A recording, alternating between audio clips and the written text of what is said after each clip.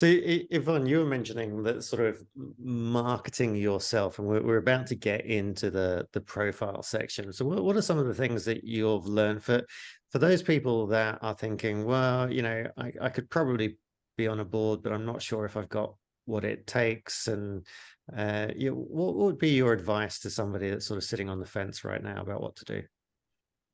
The one thing that I've learned is that you mentioned once that time in the industry doesn't equal credibility, but achievements do.